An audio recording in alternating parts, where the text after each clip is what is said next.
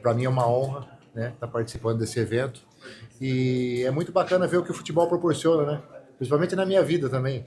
E ter essa possibilidade de estar aqui, de estar conhecendo, ter essa recepção maravilhosa desde o momento que eu cheguei em Manaus e até aqui. Então é de arrepiar, assim. Eu estou muito satisfeito, muito contente e espero mais tarde poder dar meu 100% lá dentro do campo, que na verdade é o resultado que importa, né? Então a gente tem que sempre.